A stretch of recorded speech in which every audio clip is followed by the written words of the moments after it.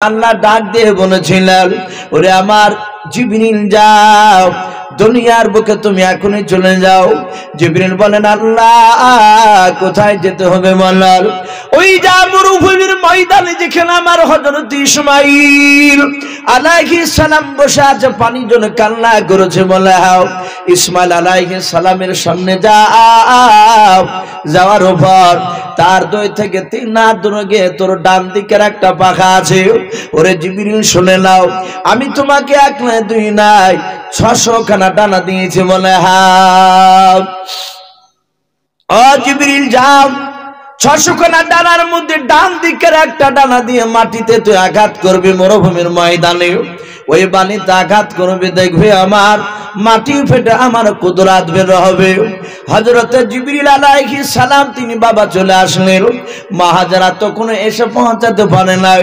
হযরত মা হাজেরা আলাইহিস সালাম উনি আসছিলেন, আর এইদিকে জিবরিল আলাইহিস সালাম ডান পা দিয়ে বাবা নাই ডান হাত দিয়ে আঘাত করলেন, মাটি ফেটে পানির ফোয়ারা বের হলো।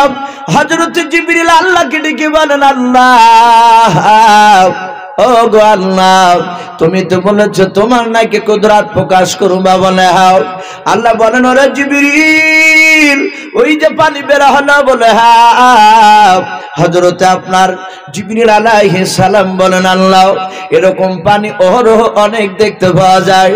আমার আল্লাহ দেখে বলেন, ওরে জিবরিল এই পানি সারা পৃথিবীর মধ্যে আমি দামি পানি বানাবো রে। জিবরিল শুনে নাও, বলে আল্লাহ এ কি পানি তুমি বানাবা বলো? আমার আল্লাহ ডেকে বলে, জিবরিল এই পানিটার নাম আজ থেকে হবে আবে জামজাম, বলুন সুবহানাল্লাহ। হযরতে জিবরিল আলাইহিস সালাম তার ডান দিকের পাখা দিয়ে ইসমাঈল আলাইহিস সালামের সামনে যে মাটি ফেটে পানি বের হলো, তাহলে ওই পানিটার নাম কি বললাম ভাই?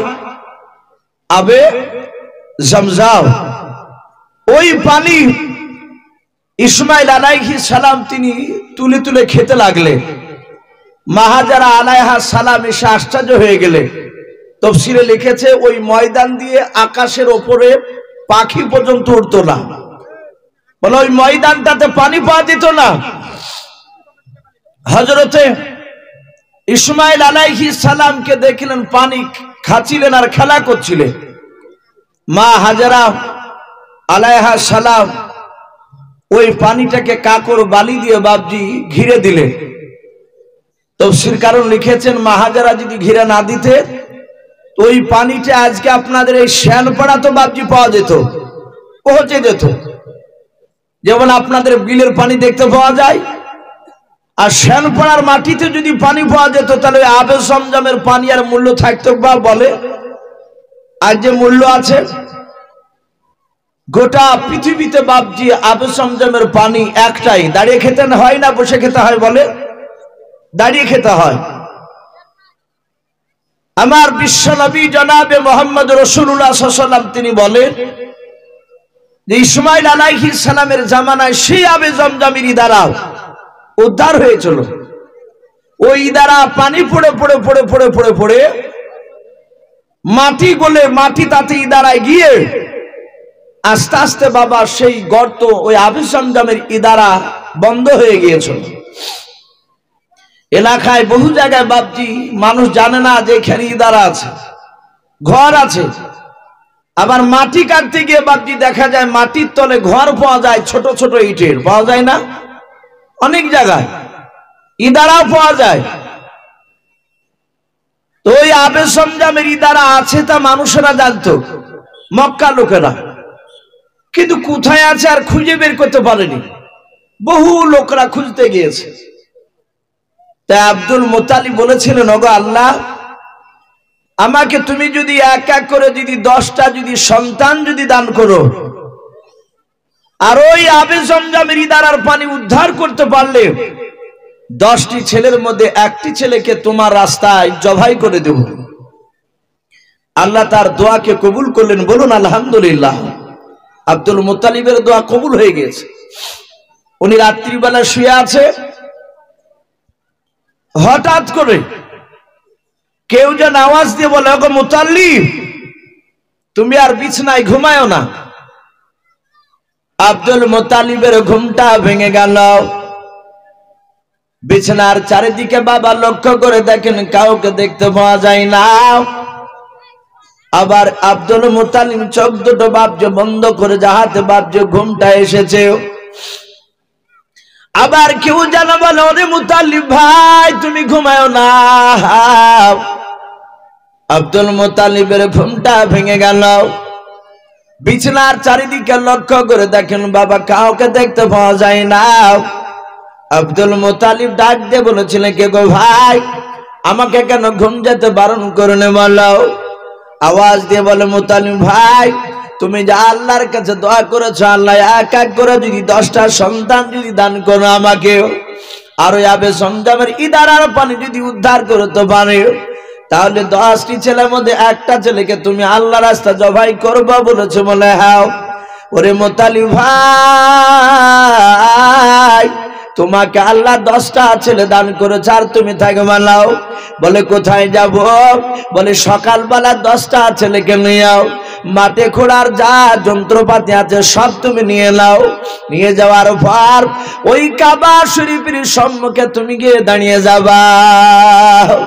আব্দুল মুত্তালিব ডাক দিয়ে বলেছিল, ভাই রে আমি তোমাকে দেখতে পাই না। বলে আমাকে দেখতে পাবে নাও। ডাক দিয়ে বলো, ভাই আমার চেয়ে নামি দামি বংশের লোকেরা, মক্কার গোত্রের বড় বড় নামি দামি লোকেরাও তারা আবে সমজাম ইদারা ঘুরতে গিয়েছিল, তারা কেউ পায় নাই। ওরে কে রে ভাই, তুমি আমাকে একটু নিশানা বলে দাও কোথায় আবে জমজমের ইদারা আছে, তুমি আমাকে একটু আলামত নিশানা বলে দাও। ডাকে দিয়ে বলেছিল, ভাই ওগো আব্দুল মুত্তালিব ভাই তুমি সকালবেলা কাবা শরীফের সম্মুখে দাঁড়াও, দেখবা পশ্চিম আকাশ থেকে একটা কাক উড়ে এসে তোমাদের সম্মুখে মাটিতে যেই জায়গায় ছবল মারবে, ওরে মুত্তালিব ভাই কাকটার রং হবে সাদা। কি রং বললাম? দেখেছেন সাদা কাক? দেখি না, আমাদের দিকে তো নেই। আমাদের দিকে 2 রকমের কাক দেখা যায়, দুটোই কালো। কিন্তু একটা কাক দেখবেন আপনার যাকে ঝাড়ুদার কাক বলে, একটু মোটা টাইপের, আর আরেকটা কাক ওই মোটাটার তুলনামূলক একটু শুরু হয় না এরকম, ওটাও কালো, কিন্তু তার গলাতে একটু একটু লাল টাইপের হালকা মনে হয়। কিন্তু সাদা রকমের কাক বাপ আমাদের এলাকায় নেই, আরবে আছে। তাফসীরে সেরাতে হালবিয়া কিতাবটিতে লিখেছে, বলল গো মুত্তালিব ভাই পশ্চিম আকাশ থেকে মাটিতে তোমাদের সামনে একটা সাদা কাক এসে ছবল মারবে, যেই জায়গায় ছবল মারবে ঠোকা মারবে ওই জায়গায় তোমার ছেলেদেরকে খুঁড়তে বলবা। কিছুটা দূর খুঁড়ে যাওয়ার পরে আবে জমজমের ইদারা পেয়ে যাবে, বলুন সুবহানাল্লাহ।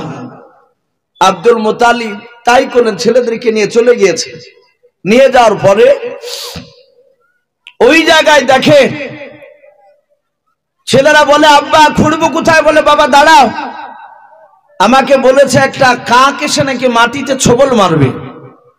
কিছুটা দূর খুঁড়ে যাওয়ার পরই আবে জমজমের ইদারা বাপজি পেয়ে গেলে, বলুন আরেকবার আলহামদুলিল্লাহ। বাড়ি চলে আসলে, বাড়িতে আসার পর আব্দুল মুত্তালিব ওদিকে যে ওয়াদা করেছিলেন, ওগো মাওলা আমি আবে জমজমের ইদারা উদ্ধার করতে পারলে তোমার 10টা ছেলের মধ্যে যা আমাকে দিয়েছো 10টা ছেলে, তার মধ্যে একটি ছেলেকে আমি তোমার রাস্তায় জবাই করে দেব। উনি বাড়িতে এসে 10 ছেলেকে সামনে বসে রেখে চিন্তা করছেন কাকেই বা জবাই করি, ছেলে সবই তো আমার কাছে প্রিয়। উনি 1 2 3 4 করে বাছাই করতে করতে করতে করতে একেবারে শেষ নাম্বার যে 10 নাম্বার সিরিয়ালে যে ছেলেটা, তার নাম হচ্ছে হযরতে আব্দুল্লাহ। এই আব্দুল্লাহকে আল্লাহ রাস্তায় জবাই করব বলে বাপজি ছেলের কাছে অনুমতি চাইছে। বলে বাবা আমার মা তোমাকে আমি আল্লাহ রাস্তায় জবাই করব। আমরা হইলে বাপজি অমনি বান্না মেরিয়ে কি বললে, তুমি আর কাউকে পাইলে না, আমাকে পাইলে। আর আব্দুল্লাহ ডাক দিয়ে বলেন, আব্বা আপনি যেহেতু ওয়াদা করেছেন আর আপনি যখন পছন্দ করেছেন আমাকে, আমি আল্লাহ রাস্তায় কুরবানি হতে শুকরিয়া আদায় করছি, বলুন আলহামদুলিল্লাহ। আমি খুশি আছি, অসুবিধা নাই।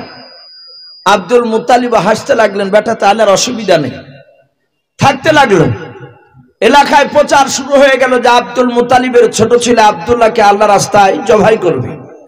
একটা দিন ঠিক করলে যে আগামী দিনের অমুক সময়, অমুক মাসের অমুক তারিখে আমার ছোট ছেলে আব্দুল্লাহকে আল্লাহ রাস্তায় জবাই করা হবে। ওই সময় তাওরাত, জুব্বুর, ইনজিলের বড় বড় বাবা হাফেজ ছিল। তারা কেতাবে পড়তো যে আখিরি জামানার একজন নবী আসবে, ওনার নাম হবে হযরতে মুহাম্মদ রাসূলুল্লাহ সাল্লাল্লাহু আলাইহি ওয়াসাল্লাম। আর সেই নবীজির বাপ যে আপনার আব্বার নাম হবে হযরতে আব্দুল্লাহ, তার দাদার নাম হবে আব্দুল মুত্তালিব। আমরা এত ভাগ্যবান, এত দামি উম্মত যে আদম নবী আলাইহিস সালাম থেকে নিয়ে হযরত ঈসা রুহুল্লাহ আলাইহিমুস সালাম 1,24,000 যে নবী রাসূল আল্লাহ পাঠিয়েছে, এতগুলো নবী রাসূলের মধ্যে সব নবীকে আল্লাহ বলেছেন আমি আমার দামি নবীকে শেষ জামানায় পাঠাবো। জোরে বলুন আলহামদুলিল্লাহ। বহু নবী রাসূল তারা আফসোস করেছিলেন, ওগো মাওলা, আমাকে নবী রাসূল না করে যদি শেষ জামানার নবীর উম্মত করে যদি পাঠাতে, নবী রাসূলের চেয়ে আমি খুশি হতাম। বলুন সুবহানাল্লাহ। আমরা ভাগ্যবান না ভাই? তো সেই নবীর বাপ যে আমরা উম্মত, ইহুদির আলেমরা তারা 8-10 জন আলেম ছুটে এসে বলে, জগৎ আব্দুল মুত্তালিব ভাই, আমরা কেতাবে পড়েছি আখিরি জামানার নবী জনাবে মুহাম্মদ রাসূলুল্লাহ সাল্লাল্লাহু আলাইহি ওয়াসাল্লামের আব্বার নাম হবে আব্দুল্লাহ। শুনলাম আপনার ছোট ছেলে আব্দুল্লাহকে নাকি আল্লাহর রাস্তায় জবাই করবে। বলে হ্যাঁ। বলো ভাই, এ আপনার ছোট ছেলে আব্দুল্লাহ কোনটা? বলে এটা। ডাকলো, ডেকে দেখালো যে ইনি হচ্ছেন আমার বেটা। ইহুদির আলেমরা কিতাব খুলে খুলে বলছেন, ওগো আব্দুল মুত্তালিব ভাই, আপনার ছোট ছেলের চেহারা, চালচলন, কথাবার্তা সব এই তাওরাত, জুব্বুর কিতাবের সঙ্গে মিলে যায়। বলুন আলহামদুলিল্লাহ। আমার মনে হয় আপনার ছোট ছেলে আব্দুল্লাহর ওরসজাত সন্তান আখিরি জামানার পয়গম্বর, তিনি নবী হবে, রাসূল হবে। একে আপনি জবাই করেন না। বলো ভাই, আমি যে ওয়াদা করেছি। বলে ওয়াদা করেছেন আপনি লটারি কাটুন, একদিকে আব্দুল্লাহর নাম, অপর দিকে 10টা উটের নাম। যদি লটারিতে নাম উঠে আব্দুল্লাহ, তাহলে কি করব? বলে আবার দ্বিতীয়বার লটারি কাটতে হবে। একদিকে আব্দুল্লাহর নাম, অপর দিকে আর 10টা বেশি উট দিয়ে 20টা নাম লিখতে হবে। শোনো মুত্তালিব ভাই, যতবারই লটারি কাটবার বারবার আব্দুল্লাহর নাম উঠলেই 10টা করে উটের নাম বেশি লিখতে হবে। সেরাতে হালবিয়া কিতাবটি লিখেছে, আর রাহিকুল মাকতুম কিতাবটি তো এসেছে, 100টা উটের নাম লেখা হলো, আব্দুল্লাহর নাম আর উঠলো না। আব্দুল্লাহ বেঁচে গেলে ইহুদির আলেমরা বলল, ভাই আপনি উটগুলোকে আল্লাহ রাস্তায় জবাই করে গরিব মিসকিনকে খেয়ে দেন, গরিবদেরকে খেয়ে দেন। বড় লোকের কথা বলেনি। এখানে একটা কথা বলি, আমাদের মসজিদে বাবজি যদি কেউ খাবার দেয় জুম্মার দিনে, বেশিরভাগ জুম্মার দিনে দেয়, যদি উঠে বলে আসসালামু আলাইকুম, আমি বাড়ি থেকে ছাগল গোশত কি হয়তো গরু গোশত দিয়ে উঠে নিয়ে এসেছি, আপনাদের সকলে দাওয়াত থাকলো। ওখানে দেখা যায় বাবজি আমরা কেউ বাছাবাছি করি না, করি বলে সবাই খায়। কিন্তু ওখানে বাবজি খাবারটা সবারই জন্য বাবজি ওখানে হক নাই। যদি বলে যে আমার এটা মানতের খাবার, যদি বলে, এর মানত তো অনেক রকমের আছে। কারো হয়তো জামাই অ্যাক্সিডেন্ট হয়েছে, বললো যে আমার জামাই যদি ভালো হয়, যদি বলে যে আমার জামাই যদি অ্যাক্সিডেন্ট থেকে বেঁচে যায়, তাহলে আমি মসজিদে ক্ষীর রান্না করে খাওয়াবো, এরকম বলে না? তাহলে বাবজি এই খাবারটা নেশাবে যারা মালিক, যারা বড় লোক, তাদের জন্য খাওয়া ঠিক নয়। হ্যাঁ, যদি বলে যে না এটা আমার কোনো মানত নাই, আমি খুশি করে সব মুসল্লিকে খাওয়াবো, গরিব বড় লোক আমার দেখা দেখি না, তাহলে বাপজি সবাই খেতে পারে। এই জন্য বাপজি একটু জিজ্ঞাসা করা দরকার যে ভাই কোন উদ্দেশ্যে তুমি দিয়েছো। তাহলে যারা নেশাবে মালিক তারা তো বুঝতে পারবে যে এটা আমার খাওয়া যাবে না। তা আব্দুল মুতালিবকে বললো ভাই আপনি গরিব মিসকিনকে আপনি গোশত করলো, আপনি খেয়ে দেন। উনি তাই করলেন। আব্দুল্লাহ তিনি বেঁচে গেলেন। আব্দুল্লাহ আস্তে আস্তে বাপজি বড় হলে, অনেক লম্বা ঘটনা আছে, আমি একদম বিস্তারিত বাপজি আমি বলতে গেলে একটু প্রহাসানো বাপজি বেশি তো যাওয়া যাবে না, একটু মোটামুটি বাপজি বলবো। হযরতে আব্দুল মুতালিবের ছেলে আব্দুল্লাহ যেহেতু যৌবনে পদার্পণ করলো, বড় হয়েছে, তা আব্দুল্লাহর সাথে বাপজি তৎকালীন সেই জামানায় তাইফ নগরের একটা বাসিন্দা, তার নাম ছিল আব্দুল ওহাব বিন জোহরি। একটু সবাই বলেন ভাই, আব্দুল ওহাব বিন জোহরি। ওনার একটা কলিজার টুকরা বিটি ছিল, তার নাম ছিল বাবা আমিনা। এই আমিনার সাথে বাপজি তৎকালীন সেই জামানায় প্রথা অনুযায়ী আব্দুল্লাহর সাথে বাপজি বিবাহ হয়ে গেল। বলুন আলহামদুলিল্লাহ, বিয়ে হয়ে গেল আমিনার সাথে আব্দুল্লাহ।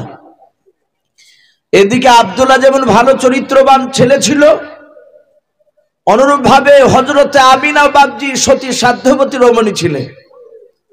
আমিনার জীবনীতে অনেক ঘটনা এসেছে বিয়ের আগেকার। কেতাবে লিখেছে আমিনা এত সৎ ছিলেন, একটা বৃদ্ধ মানুষ বাবা তার পাঞ্জাবির পকেটে 3টে টাকা ছিল, পাঞ্জাবির পকেটটা ছিঁড়া, সে বৃদ্ধ লোকটা জানে না, রাস্তা দিয়ে লাঠি নিয়ে টুকটুক করে হেঁটে যেতে যেতে যেতে বাবা 3টা টাকা তার পকেট থেকে পড়ে গিয়েছে। কোথায় পড়ে গিয়েছে সে জানে না। বৃদ্ধ লোকটা বাড়ি থেকে পকেটে হাত দিয়ে দেখে টাকা নেই। তার 3টে বাপজি ছেলে ছিল, ছেলের 3টির বিয়ে দিয়েছিল। 3 বোমাকে ডেকে বলল, বোমা আমার 3টে টাকা পকেটে ছিল, কোথায়? রাস্তায় হাঁটতে হাঁটতে পড়ে গেছে, আমি জানি না বাবা। মেয়া 3টে রেগে গিয়ে বলল, গো বাবা ওই হারিয়ে যাওয়া টাকা যতদিন পর্যন্ত আপনি না নিয়ে আসবেন ততদিন পর্যন্ত আপনাকে পানি ছাড়া আর অন্য কোনো খাবার খেতে দেওয়া হবে না। কেন ফেলে দিয়ে আসলেন? বলে মা আমি জানি না কোথায় পড়ে গিয়েছে। বলে না ওই টাকা না নিয়ে আসলে খেতেও দিব না। বৃদ্ধ লোকটা প্রথম দিন বাবা রাস্তা দিয়ে হাঁটতে হাঁটতে আর কাদার বলেন, গো পাড়ার মা বোনেরা, আমার 3টা টাকা পড়ে গেছে, কেউ যদি পেয়ে থাকো আমাকে ফেরত নিয়ে দাও। আমার বোমারা বলেছে হারিয়ে যাওয়া টাকা না নিয়ে যেতে পারলে আমাকে খাবার খেতে দেবে নাও। এইভাবে বাবা প্রথম দিন কান্না করে করে এক পাড়াতে ঘুরে ঘুরে বাপজি পেল নাও। কেতাবে লিখেছে বাবা হযরতে আমিনার বাপের বাড়ি ছিল বাবা একেবারে রাস্তার ধারে, যেমন আপনাদের শানপাড়ার বাবা রাস্তাও এইরকম রাস্তার ধারে তায়েফ নগরে আমিনার আব্বার বাপ যে বাড়ি ছিল, আমিনার ঘর ছিল। আমিনা সেই দিন যেদিন বৃদ্ধ লোকটার টাকাটা পড়ে যায়, ঘর থেকে বেরিয়ে গিয়ে দেখে রাস্তায় 3টা টাকা পড়ে আছে। 3টা টাকা বাবা হাত দিয়ে আপনারা তুলে নিয়ে আমিনা কান্না করতে করতে মরল। ওগো মাওলা, কোন বাপজি কোন ভাইয়ের কোন মার বোনের হয়তো টাকাটা পড়ে গিয়েছে জানে নাও, বাড়িতে গিয়ে হয়তো খোঁজাখুঁজি করবে, কান্না করবে। আমিনা চিন্তা করলেন আল্লাহ যদি মালিক পেয়ে যায়, টাকা হারিয়ে যায়, খোঁজ যদি পেয়ে যায় কার পড়েছে, জানতে পারলে সেই লোকটাকে টাকাটা আমি ফেরত দিয়ে দেব। আমিনা গিয়ে বাপজি আপনার সেই টাকাগুলো বাবা রেখে দিয়েছে। হযরতে আমিনা ঘরে বাপজি আছেন, এইদিকে আপনার বৃদ্ধ লোকটা প্রথম দিন কাঁদলাও, সেদিনও টাকা পেল না। দ্বিতীয় দিন বাপজি আবার আরেক পাড়া গেল, সেখানেও পেল না। তৃতীয় দিন বাবা পেল না। 4 দিনকার দিন বৃদ্ধ লোকটা তার বোমাদেরকে ডেকে বলে, ওরে বোমারা আমার হারিয়ে যাওয়া টাকা আমি পাই না রে মা। আমি 3 দিন ধরে খুঁজেছি, কেউ দেই নাই। ডাক দিয়ে বলে, মা আমাকে খাবার খেতে দাও, শরীরের শক্তি কমে যাচ্ছে, আমি হাঁটতে পারি না। বোমারা ডাক দিয়ে বলল, তোমার ওই হারিয়ে যাওয়া টাকা না নিয়ে আসা পর্যন্ত খাবার খেতে দেওয়া যাবে না। বৃদ্ধ মেয়েটা রাস্তা দিয়ে না বাবা, বৃদ্ধ লোকটাও রাস্তা দিয়ে লাঠি কেনা হাতে করে নিয়ে বাবা, যে রাস্তায় আমিনার বাড়ি আছে ওই রাস্তা দিয়ে যাচ্ছেন। আর কাদার বলেন, গো পাড়ার মা বোনেরা, ওগো মা বোনেরাও, আমার 3টা টাকা পড়ে গিয়ে 4 দিন হতে চলল, যদি তোমরা কেউ পেয়ে থাকো আমাকে দিয়ে দাও। হযরত আমিনা টাকার বাবা কান্না আওয়াজ কান্না শুনতে পেলেন বৃদ্ধ লোকের।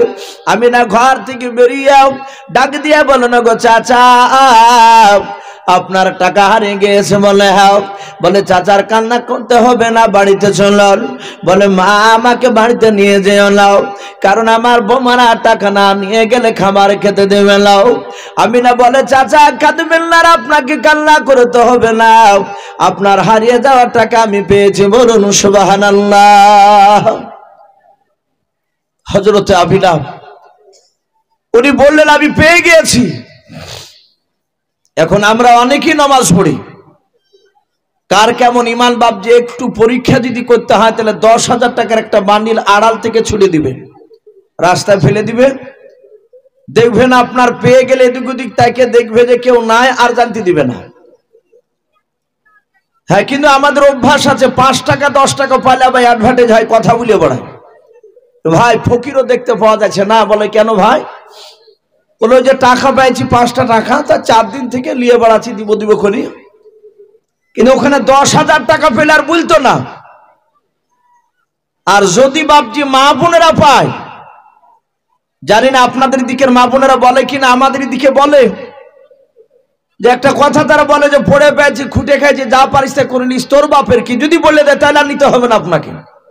ইনা আমি না ডাকে দিয়ে বলে, চাচা আপনি কাঁদবেন না, বাড়িতে আসুন। হাতখানা ধরে বাড়িতে নিয়ে গেলেন সেই বৃদ্ধ লোকটাকে।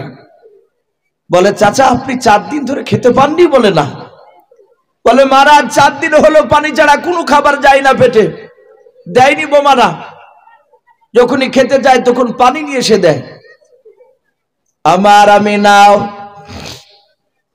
নিজে হাত দিয়ে বাবা খাবার নিয়ে আসলেন, বৃদ্ধ লোকটার মুখটা ধুয়ে দিলেন। আমিনা নিজে হাতে বাবা বৃদ্ধ লোকটাকে খাবার খেয়ে দিলেন। বৃদ্ধ লোকটা বলে, বাবা এত সুন্দর করে যত্ন করে তুমি খাও রে মা। বলে, বাবা মনে করুন আপনার পিঠে আমি চিন্তা করবেন না। বৃদ্ধ লোকটা কাদার বলে, মা আজ 4 দিন হলো খাবার পেটে যায় না, আজকে তুমি আমাকে মেয়ের মতো খাওয়াচ্ছ রে মা। আমি না খাবার খেয়ে দিয়ে মুখটা ধুয়ে দিলেন। বলেন, চাচা আর চিন্তা করবেন না, কাঁদবেন না। আমি না ঘর থেকে চুষ টাকা নিয়ে এসে ছেঁড়া পকেটটা সেলাই করে দিলেন। সেলাই করে দিয়ে আবার 3টা টাকা নিয়ে এসে পকেটে ভরে দিয়ে বলুন, ও গো চাচা চলে যান, আপনার বোমার আজ থেকে খাবার খেতে দিবার টাকা আপনার পকেট থেকে পড়বে না। বৃদ্ধ লোকটা বলেছিল, রে মা এত সুন্দর তুমি আমার আদর আপ্যায়ন করলে রে মা, এত সুন্দর ব্যবহার তুমি দেখালে মা, একটু তাড়াতাড়ি বলো না মা তোমার নামটা কি? বলে, আমার নাম আমিনা। ডাক দিয়ে বলেছিল, মা তুমি কি নেবা বলো? মা আমিনা ডাক দিয়ে বলেছিল, চাচা কিছু লাগবে না, শুধু একটু দোয়া করবেন। আমার নবী বলেছেন, আর দোয়া ও মুকুল ইবাদাও, দোয়া হচ্ছে সমস্ত ইবাদতের বাপ, যে মাগাজ জড় বলা হয়েছে। সব ইবাদতের বাপজি 1 নম্বর দোয়া হচ্ছে বাপজি দামি জিনিস, সবচেয়ে বড় ইবাদত। ডাক দিয়ে বলেন, মা দোয়া নিবা? বলে হাও। বৃদ্ধ লোকটা আল্লাহকে ডেকে বলেছিল, আল্লাহ আমি আমার আমিনা মায়ের জন্য দোয়া করি মওলা, তুমি আমার আমিনার নামটাও সারা পৃথিবীর আনাচে কানাচে তুমি পৌঁছিয়ে দাও, বলুন সুবহানাল্লাহ।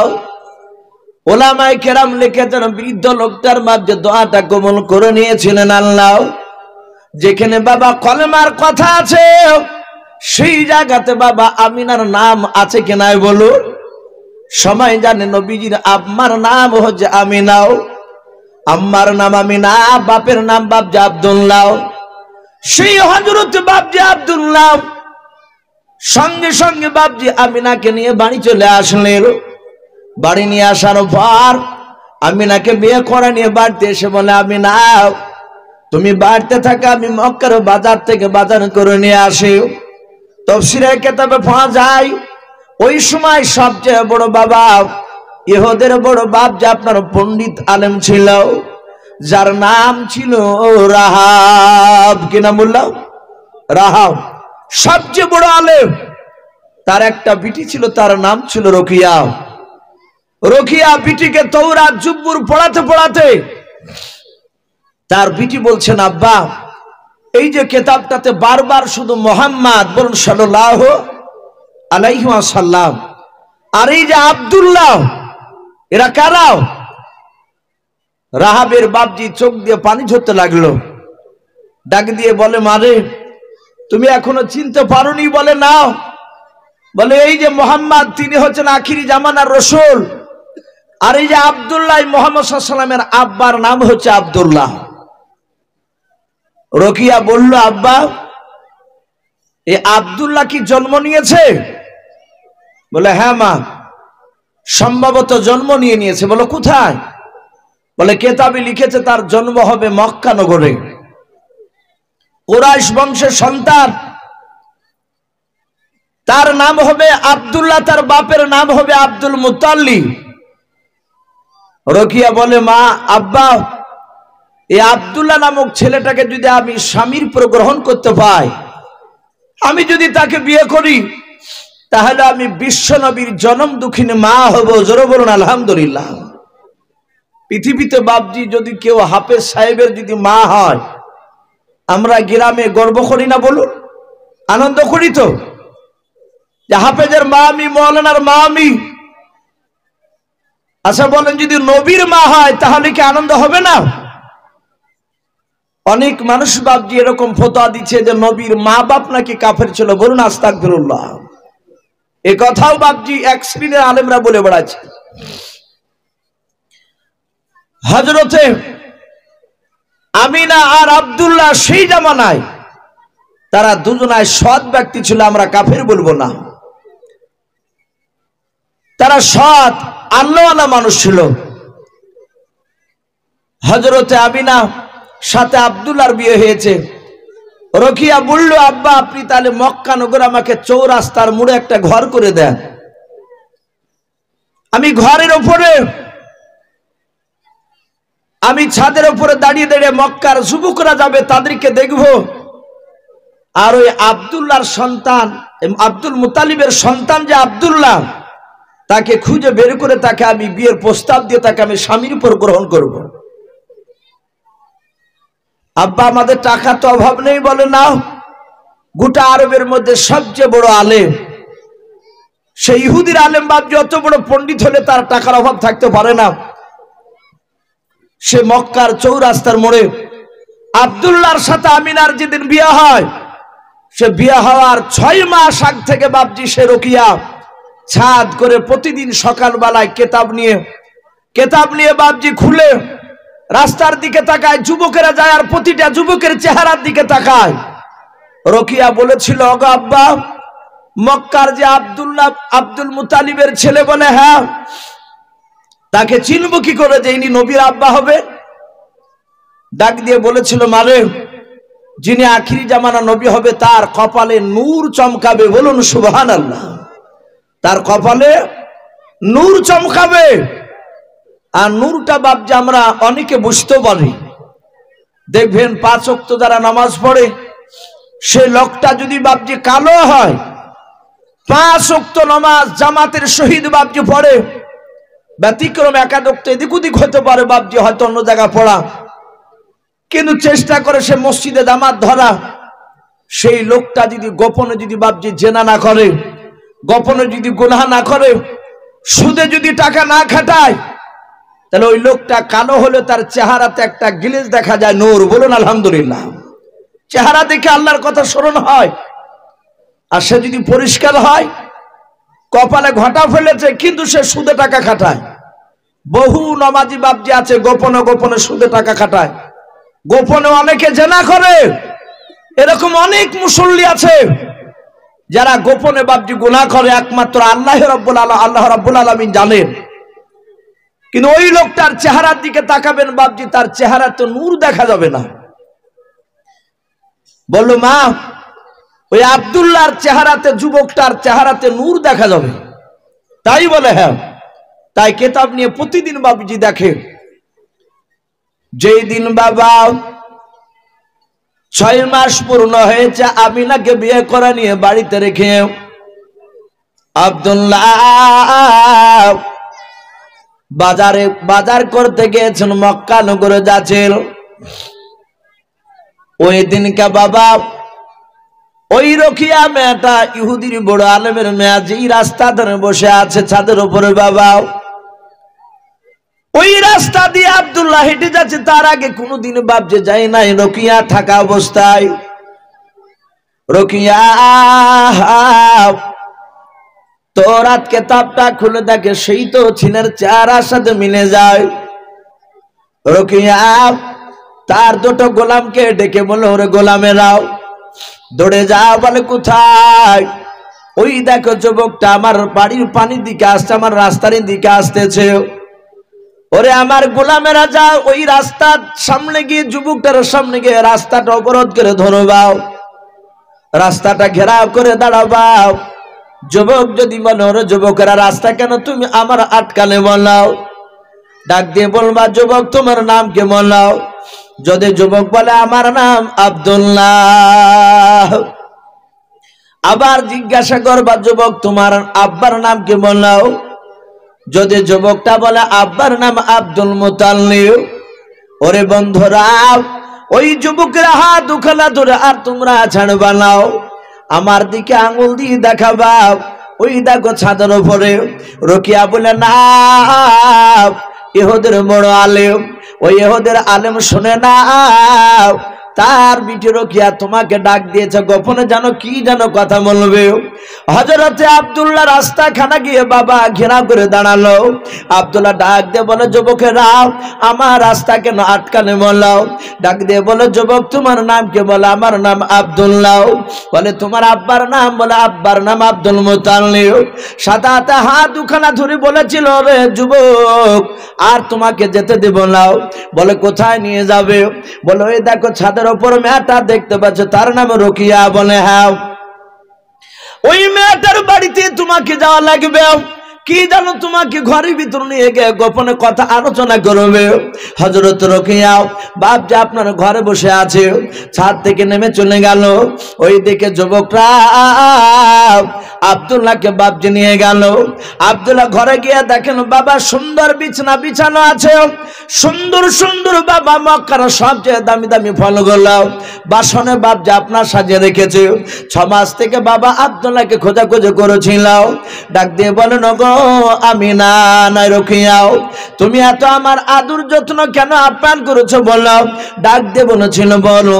ওগো বোন, তুমি এত কেন খাতির ভক্তি করো আমার? বলো।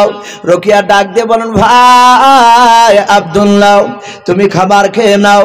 খাবার খেয়ে নিলেন আব্দুল্লাহ। রকিয়া ডাক দিয়ে বলেন, ভাই তোমার নাম আব্দুল্লাহ? বলে হ্যাঁ। তোমার আব্বার নাম আব্দুল মুত্তালিব? বলে হ্যাঁ। হযরত রকিয়া হাত দুখানা জোড় করে বলেছিল, ভাই আমি তোমাকে 6 মাস ধরে খুঁজতেছিলাম, আজকে পেয়েছি। ওরে ভাই, আমি তোমাকে স্বামী রূপে গ্রহণ করতে চাই, বলো তুমি আমাকে বিবি রূপে গ্রহণ করবে কেনাও? হযরতে আব্দুল্লাহ মুচকে হাসি দিয়ে বলেছিল, বোন রকিয়া, আমি এখন কথা দিতে পারবো না। বলে কেন ভাই? বলো। বলে, ওরে রকিয়া, আজ দিনের বেলায় তায়েফ নগরীর একটা বাসিন্দা যার আব্দুল ওয়াহাব বিন জোহরে, তার একটাই কলেজার টুকরা বিটি, তার নাম ছিল আমিনা। আমিনাকে আমি দিনের বেলা বিয়ে করে বাড়িতে রেখে এসেছি। ওরে রকিয়া, যদি কিছু মনে না করো, সন্ধ্যাবেলা আমি আমার বিবির ঘরে যাব। আমার ঘরে গিয়া বিবির সাথে রাত্রিবেলা আলোচনা করব। আমার বিবি যদি অনুমতি দেয় তাহলে সকালবেলায় তোমাকে বিবির উপর গ্রহণ করে নিয়ে বাড়ি চলে যাব। হযরত রোকিয়া চোখ দিয়ে বাপজি পানি করতে লাগলো। রোকিয়া বুঝতে পেরেছে আর হতে পারলাম না বিশ্ব নবীর জনম দুঃখিনী মা। তকদিরে কাল লেখা আছে ভাই, একটু জোরে বলুন। হযরতে আমিনার রোকিয়া বলল ঠিক আছে ভাই বাড়ি যাও। বাড়ি চলে গেল।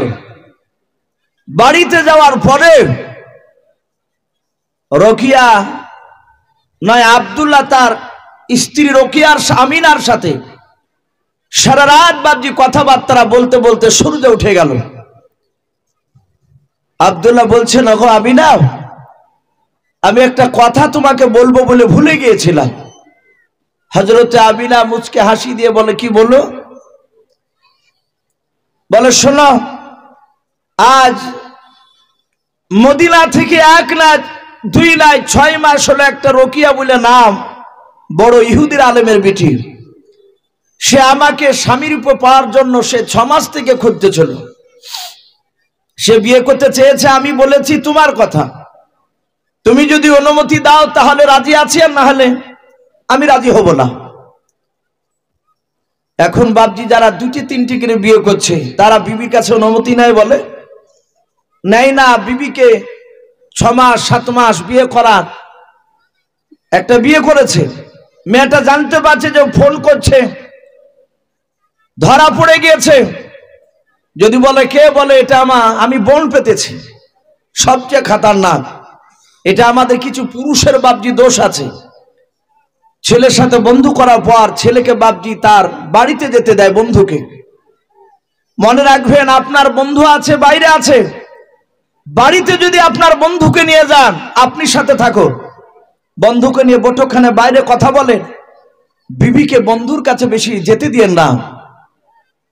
যদিও 1-বার যদি যায় আদবের সহিত পর্দার সহিত যাক, দেখবেন বন্ধু আপনার অনুপস্থিতিতে হয়তো হঠাৎ চলে গিয়েছে, বলে কি ব্যাপার বন্ধু তুমি আমার বাড়িতে? বলে আমি দিকে কাজ করতে করতে একটু সময় পেয়েছি, চলে এসেছি।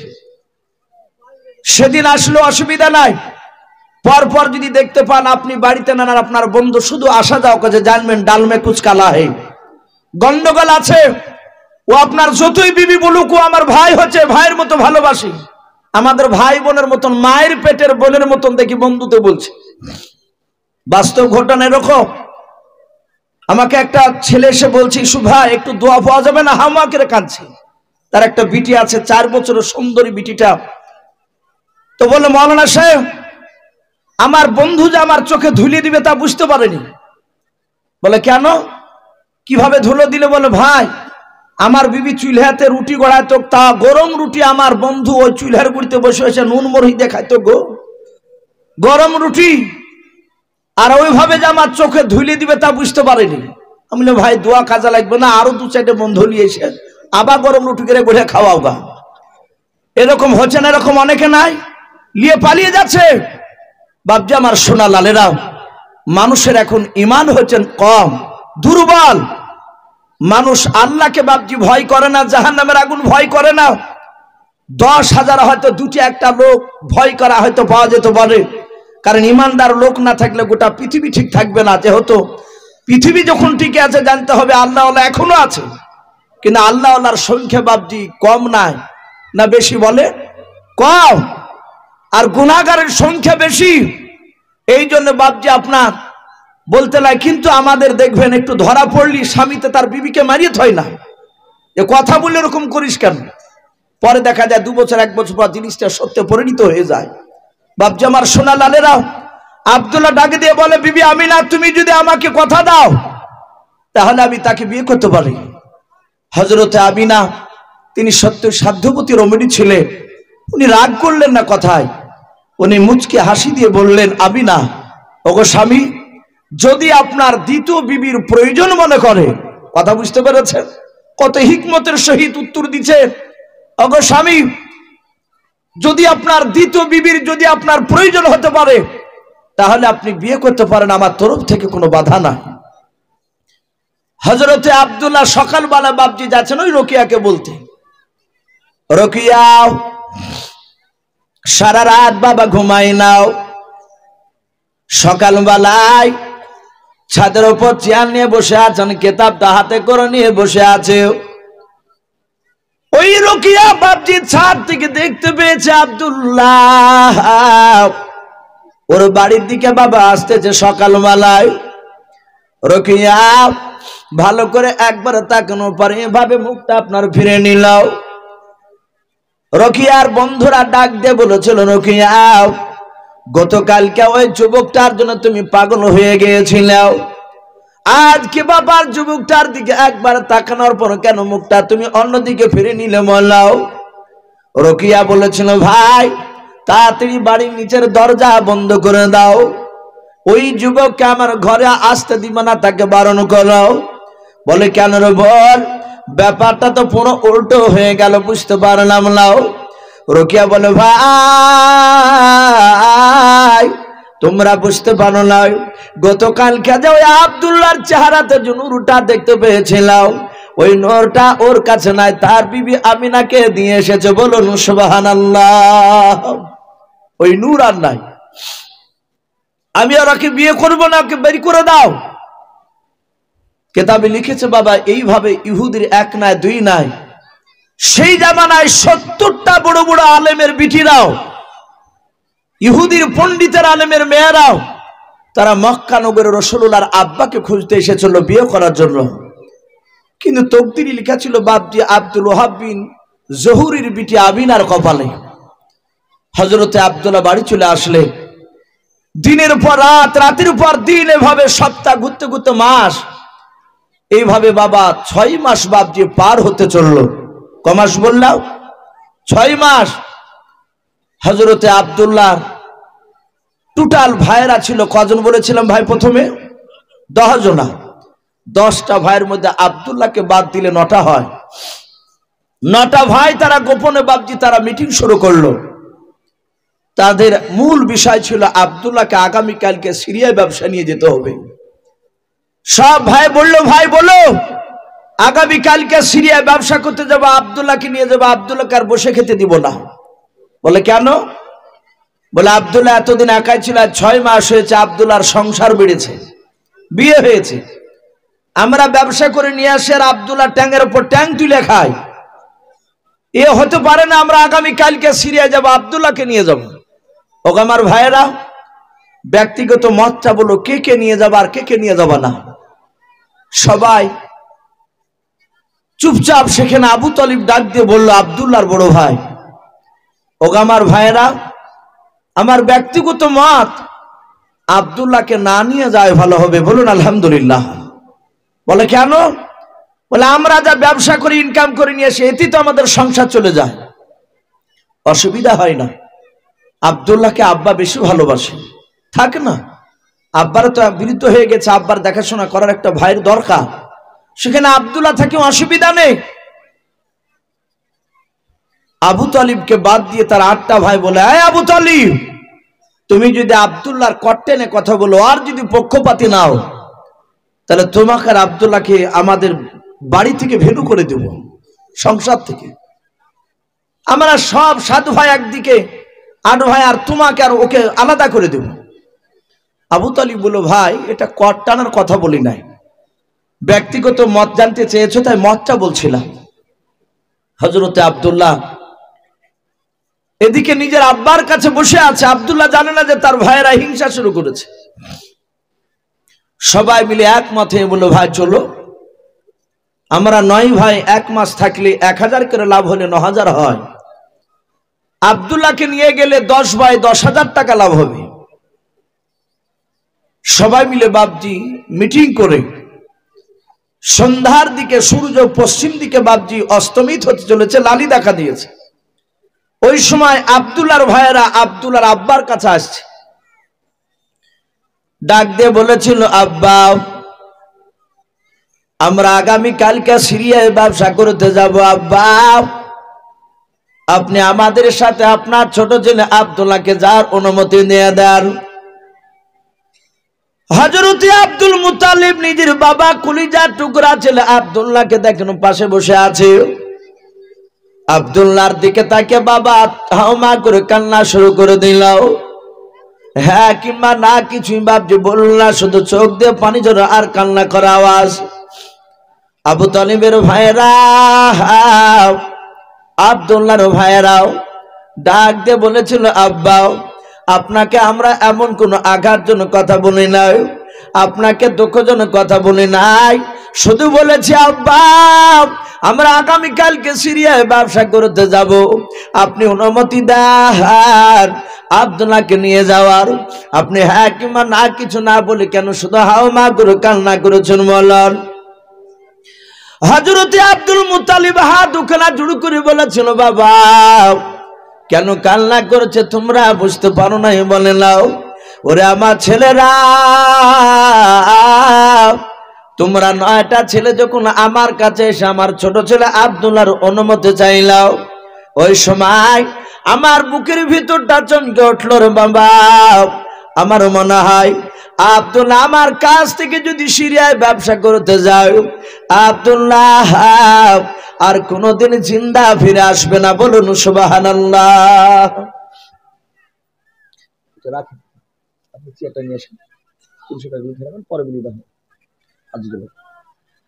হযরতে আব্দুল মুত্তালিব বলেন, বাবা আমার মনে হয় আব্দুল্লাহ আমার কাছ থেকে ব্যবসায় চলে গেলে আর ঘুরে আসবে না।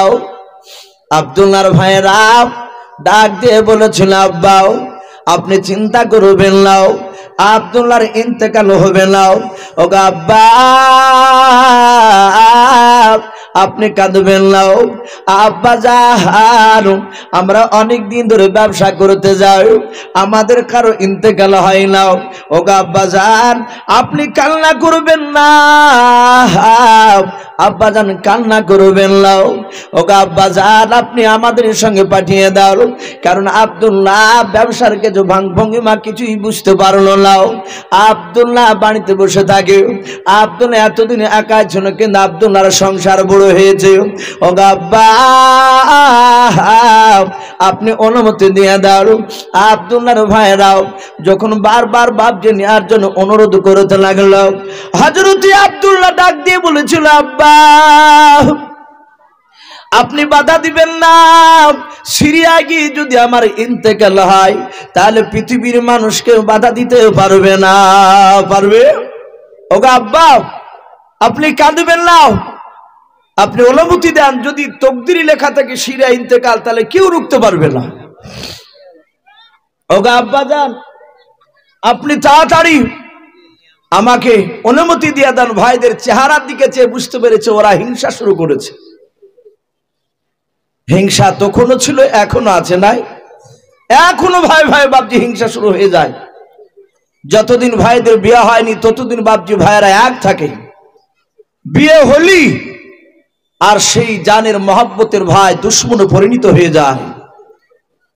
হযরতে আব্দুল্লাহ বলে, আব্বা বুঝতে পেরেছি ভাইয়েরা আমাকে না নিয়ে গিয়ে ছাড়বে না। বলে, বাবা তোমার মন চাই? বলে, আব্বা মন চাই না, কিন্তু পরিস্থিতি বাধ্য করছে আমাকে যাওয়ার জন্য। ভাইদের চেহারার দিকে চেয়ে বুঝতে পেরেছে ওরা আমাকে না নিয়ে গিয়ে ছাড়বে না। আব্দুল্লাহর ভাইয়েরা তারা সবাই অনুমতি নিয়ে বাড়ি চলে গেল। হযরতে আব্দুল মুত্তালিব বলে, বাবা আব্দুল্লাহ একটু কাছে আয়। বলে, বাবা বুকের সাথে জড়ে ধরলাও, গালে মুখে চুমা দেয়। আব্দুল্লাহ বলেন, আব্বা এইভাবে যদি মহব্বত করলে আমি নার্ভাস হয়ে যাব, বেশি দিন থাকতে পারবো না। আব্দুল মুত্তালিব ডাক দিয়ে কেঁদে কেঁদে বলেছিল, বাবা আমার মনে হয় তুমি চলে গেলে আর মৃত্যুর আগে পর্যন্ত তোমাকে আমার দেখা হবে না। বাবা যাও। আব্দুল্লাহকে অনুমতি দিয়ে দিল, আগামী সকালবেলা সিরিয়ায় ব্যবসা